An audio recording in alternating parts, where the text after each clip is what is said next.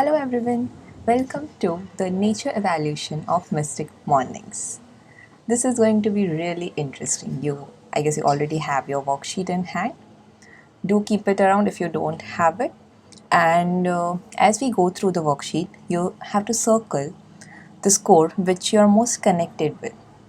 So the worksheet contains 5 questions and you need to answer them. But this is going to be different and very, very interesting.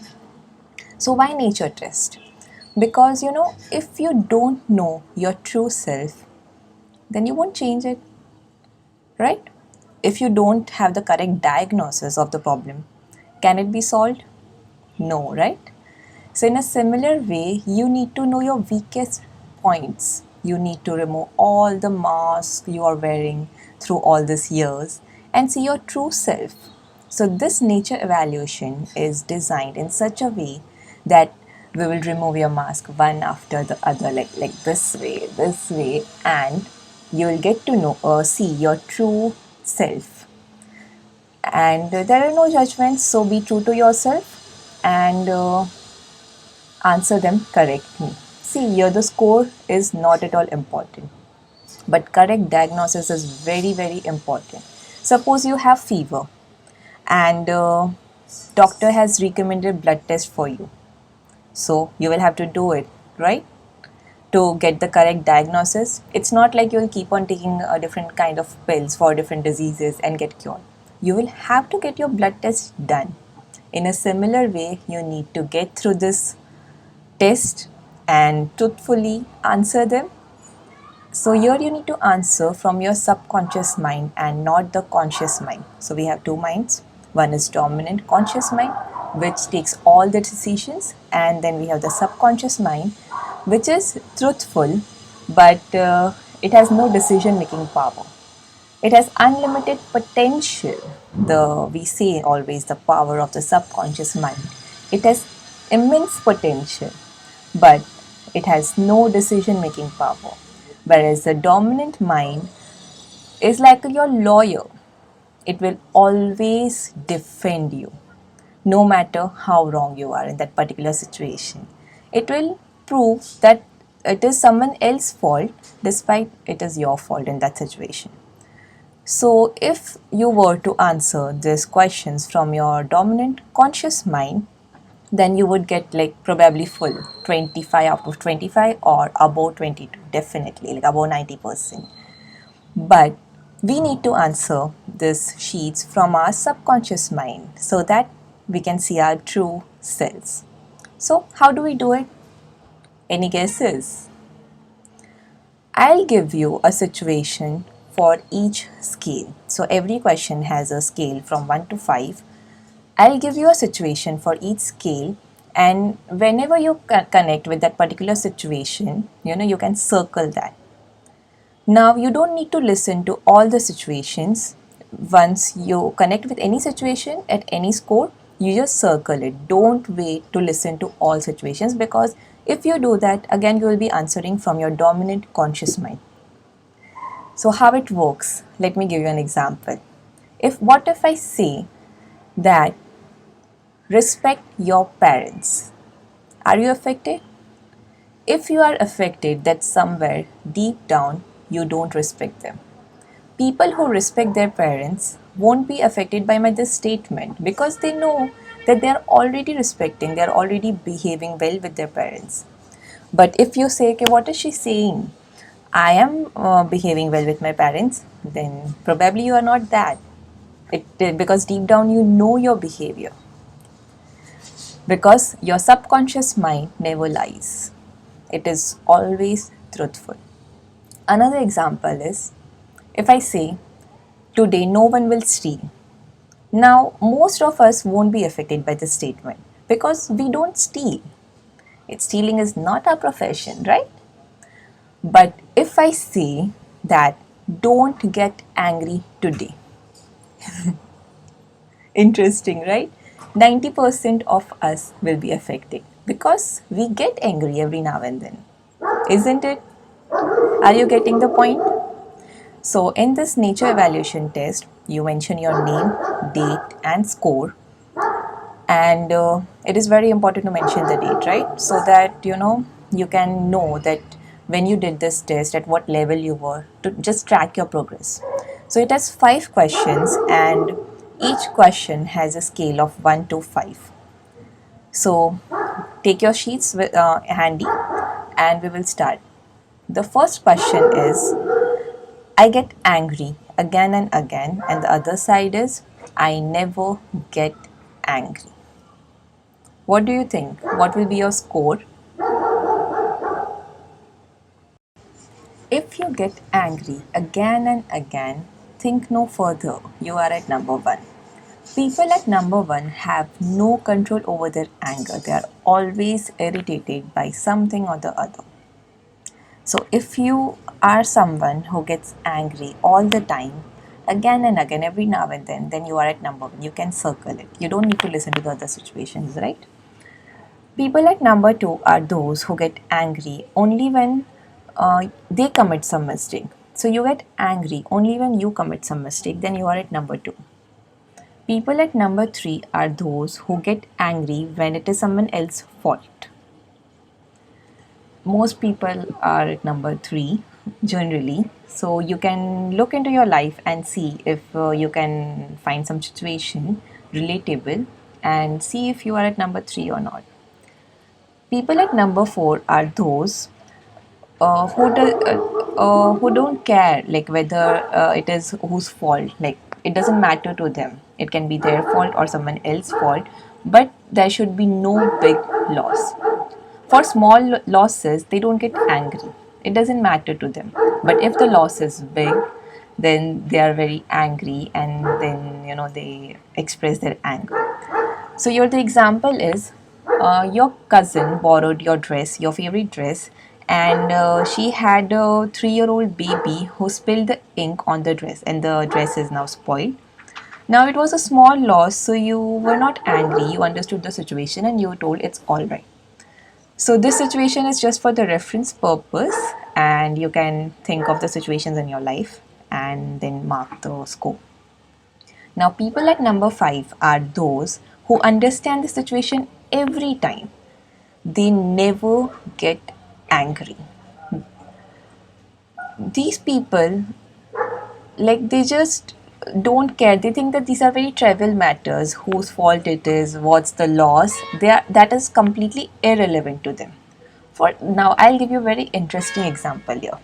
Suppose your best friend borrowed your car and he parked it inside his building campus, but then it was a roofless parking, so there was no roof. And in the building, on the 9th floor, renovation work was going on, and the mishap happened, and a rod fell down from the 9th floor on the car, and the windshield of the car broke.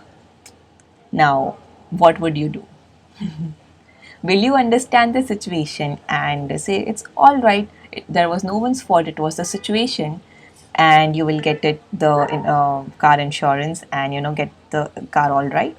Or you would get angry on your friend and you will curse him. So, what will you do? Think about it. So, if you can understand the situation and never get angry, then you are at number 5. It is very difficult to achieve, but if you do it, you will be at more peace. So, everyone has circled. You got to know where you stand. Now, let's move on to the next question. So, next question is, I am lazy. I am never lazy. So, your laziness is not just about sleeping whole day. We are talking about the laziness in the very nature, which is just deep rooted in your nature, that kind of laziness. Sleeping whole day is just a small manifestation of some laziness of some people. But at the more subtle level, are you lazy? We are talking about that active laziness. So, people at number 1 are those who are living the same life over the years again and again. There is nothing new in their life. They are not willing to do anything unless there is some very big loss. Those people are at number 1. Now, for example, you are overweight and you should be doing the meditations, exercises, but you don't do it at all. One day you are diagnosed with arthritis and you start doing joints exercise. So, being overweight, I took this example because it's relatable to the most people. So, unless you have a very big loss, you are so much in pain, so you are doing this joint exercise. Otherwise, you wouldn't be doing that too. So, those people, that active laziness, those are at number one. Now, people at number two are those who do what's easy and ignore what's difficult. So, in the same example, if you are diagnosed with arthritis and there is not much pain and doctor has prescribed some medicines and told you to do joints exercise. So, in that case, you take the medicines because it's easy to just pop the pill, right? But you don't do the joint exercise, you ignore it, and then you are at number two. People at number one, they don't even do it, they need external motivation. Someone has to constantly tell them, yeah, please do it, it's for your own sake, please just do it. Those people are at number one. People at number two do what is easy and avoid what's difficult. So now let's go to the people at number three. Are you getting it? Like, are you answering from your subconscious mind? So people at number three are those who will do their every work, but only when it is urgent and important. They don't do it when the work incurs, like when the work is allotted to them, but they will do it only when it is urgent and important. For example, in our Mystic Mornings workshop, I told you to pick a book and read it through the week, and we will have a book review on Saturday. So, if you are at number three, you wouldn't have read it like throughout the week, and on Friday night, you are staying awake the whole night and finishing off the reading a book. So, if you are from those, then you can circle number three. So, there is no escape, right? So, if you have presentation in the office and you just delay to the last moment, if you delay all your work and do it only when it is urgent and important, then you are at number three. So look at your pattern of work and see where you fit in. Now let's go to the number four people. So all routine work is done by these people. They don't leave things for the last moment, but they don't have time for their hobbies and self-development work. They are happy with the routine flow of life and don't want to devote time for themselves or for their growth. Now, people at number five, they have no laziness at all. They are always ready for participation in anything. So, for example, you have office from 10 a.m. to 7 or 8 p.m. and you are interested in, going to a yoga class maybe, or learning guitar or sketching. So, you wake up at 6 a.m. and you join a class or go to a yoga class or music class. So, if you make time for your hobbies and developmental activities out adjusting your routine life, then you are at number five. You don't make excuses, there is no laziness in your life, you live life to the fullest. So these situations are just for the reference. You can think of situations in your life and see how you would behave and circle the points accordingly. Now let's go to the next question. Question number three. I am not grateful in my life. I am grateful for everything in my life. So, what is your dominant mind saying? Are you grateful? Are you thinking you will get 5? Please don't run after the score. We really need to answer this from our subconscious mind only. And we need to be honest with ourselves. So, gratitude is being thankful for what you have, who you are, and where you are in life. It is recognizing that you are on this planet and it is no less than a miracle, and you appreciate being here. And you appreciate your life and the people in it. That is being grateful. So, people at number one are those who are not grateful for anything in their life. So they don't find miracles in anything and they always feel that they have got less than what they deserve. No matter how much they have, whatever they do, they are not grateful at all. Those people are at number one. So interesting. Are you at number one? Should we move ahead? So let's see what are the people at number two. People at number two are grateful, but only for the big unexpected surprises. For example, you haven't traveled since 1 or 2 years and you get a surprise vacation package from your parents or your in-laws, and you it was a surprise, so you are very happy and you are grateful for it. Your happiness knew no bonds. But you aren't grateful for small things such as the life partner you have, or you get your tiffin packed every single day. You're not grateful for those things. So if you are one of those, then you can circle number two. Number three, people are grateful for small things also in life. They find happiness in trivial matters. So, but their gratefulness is limited only to things and not to people. They take people for granted. So, on the above example, if you are grateful for the tiffin being packed for you every morning, then you are at number three. But you are not. You don't value people much. You take them for granted. Like they are there, na ghar ki murgi dal barabar. That way. So, people at number four are grateful for both people and things. They understand that they are on this planet by divine miracle, like coming here in the human form is no less than a miracle. They understand it and they appreciate and value things and people in life, but they cannot take negative things well, they cannot take failures well. They are happy जब तक सब अच्छा है, but otherwise once they fail, they are taken back and then they see everything negative, so they don't be grateful for it. Those people are at number 4. People at number 5 are grateful for anything and everything in life, for their failure, for their success, for their every learning, every experience, every person, whether good or bad, for every holiday. They are grateful for their food, clothes, education, emotions, everything. If you are among those, then you are at number 5. These people are full of gratitude. Everything is considered as blessing by these people. There is nothing good or bad for them. They experience life positively and they find miracle in every moment. Sunrise is a miracle, sunset is a miracle. How our body is working every minute is a miracle. Our heart pumps the blood for lifetime, non-stop. The neurons make connect trillions of connections.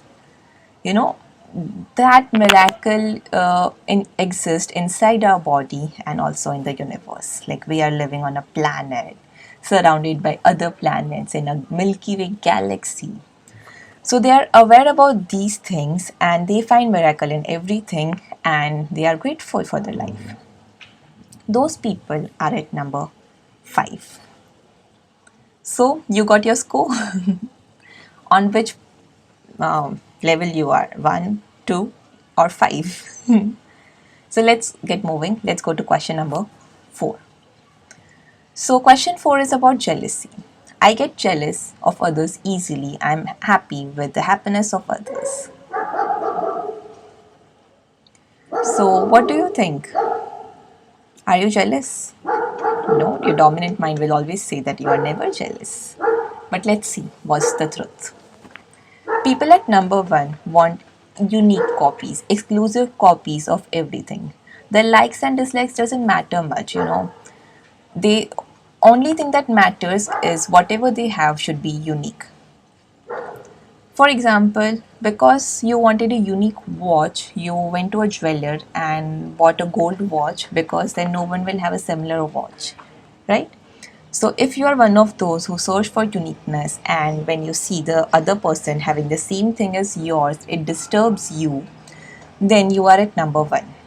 Because you can't stand the other person having same thing as yours. You always want something better, you always want something unique. Then you are at number 1. People at number 2 are those who are okay when they have things which are good. But if the and then they are okay with others having good things. For example, if you are wearing a dress in the party and your best friend is also wearing a similar dress, but then she gets more compliments and you don't, then your mood is completely off and you leave the party. So you're okay only when your dress is, equal or better than others. If it is not, then you are not okay and you are filled with jealousy. If you are amongst those, then you are at number two. Number three people are those who don't mind if someone else is, has better, but then their mind is stuck there that, oh, why don't I have that? I wish I could have it. Then they decide that next time they will go and shop there.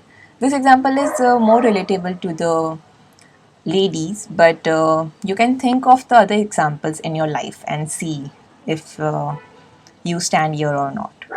So you don't react to the others' better possessions, but then your mind is stuck there.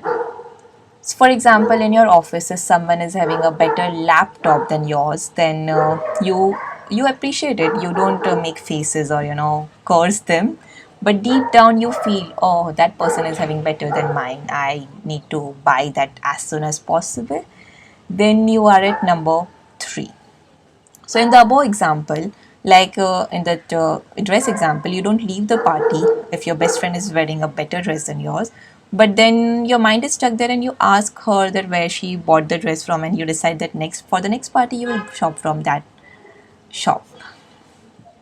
So let's go to the number four. If you can remain neutral towards others' possession, then you are at number four. It doesn't matter to you what others possess. You are happy in your own form. There is no comparison in your life. You don't care about possessions at all. Then you are at number four. So, in the party example, again, you are wearing a very casual dress and everyone else is dressed up. You don't feel awkward. You don't feel out of place. You are okay with others wearing a better dress. Then you are at number four. People at number five are those who can be happy with others' possession. This is a very difficult quality to achieve. But if you do that, you'll be very happy and peaceful.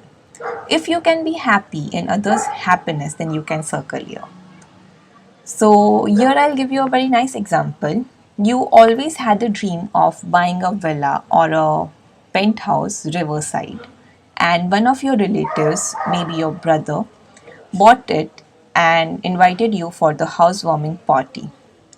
If there is not a tinge of unhappiness within you, if you are really happy for your brother's growth and you wish for more success to them, and you don't feel the lack, the sense of lack within you, then you are at number five. If you feel the sense of lack, then maybe you are at number three. There was a beautiful quote by Zenshin: a flower does not think of competing with the other flower next to it, it just blossoms. We all humans here are just to give our best. We are not here for comparison. Others' possessions or our own possessions shouldn't matter to us much. We just have to strive to be our best versions. We need to compete with ourselves and not with someone else. Amazing, right? See, a human doesn't lose its beauty if they compliment someone else. So you keep complimenting others. So the last question is, there is no importance of inner development in my life. Inner development is very important part of my life. So what do you think? Is inner development the part of your life?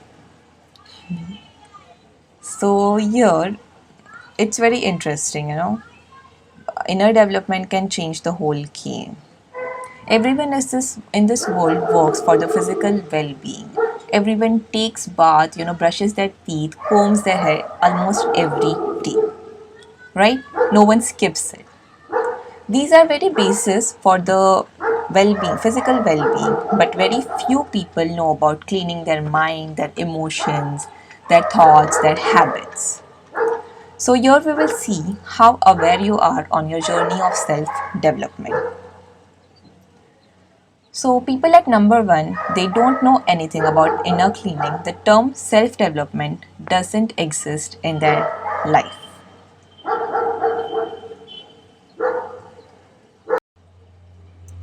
So, do you think you are at number one? If yes, if you do not work on self development, on your growth, then you are at number one. People at number two know about self development, but they always procrastinate. For example, you have some indigestion issues, you go to an Ayurvedic doctor and he suggests you to wake up before sunrise. You always plan that okay, you will start it from the next day, but that day never comes. You don't wake up, you sleep late, you wake up late, and you don't do anything about it. You always procrastinate. So those people are at number two who knows about that self development, but they don't do it. But at least they are aware about the inner cleaning and they at least think about it. So that makes you at number two. But their intention falls short of actions and commitment. So people at number three are those who do their self-developmental activities, but only when external pressure is there and at their comfort. There are several buts and ifs before they start their healing work. For example, your life partner, whether your husband or wife, ask you to join yoga class with them in morning. You say that you will join, but only if the breakfast is cooked by someone else. Like someone else has to be hired to cook the breakfast, and then you will do the yoga class. You will join them. So if you are among those, then you can circle number three because there are several ifs and buts. You do not say, ki, okay, I will manage time. I'll cook the breakfast after we come from the class or before we go. You have conditions. This was just an example. You can look into your life and see what you do in the relatable situation. People at number four are involved in self-developmental activities. The self-development is very important part of their life. They are fully aware about it. But when there is work pressure, when there is time constraints, the self-developmental activities are forced to being striked off from their daily list. For example, you have a Diwali puja at your home and you skip your reading books or maybe a yoga class or meditation class or workouts. You skip that because there is a festive season or maybe you are on a vacation to Maldives or Himalayas and you don't do any self-development work. So if you are amongst those, then you can circle number four. Number five, people never compromise. They know that self developmental activities are as important as eating food and sleeping. So, unless they are hospitalized, they never skip that inner cleaning. So, in the above example, if you don't skip it in case of festivals or if you are on a vacation, you continue it, then you are at number five. And I know someone like she had her real brother's marriage, but she woke up at 3 a.m. in the morning and did her routine workout. She did yoga and meditation, and then whole day she was busy with the marriage engagements. So there are those kind of people. If you are amongst those who can never compromise on their healing activities, then you are at number five. So here our evaluation ends. You can circle the situations which relates most to you and sum up the score. In self-development, we never skip brushing teeth. We do it every single day. Bathing, some people might skip and take bath once in 2 days, but brushing no one skips. So inner healing is equally important, as important as physical healing. So that is why we are doing this nature evaluation, right? You are already aware of the self-developmental activities. This nature evaluation right now is also a self-developmental activity. So how are you doing it?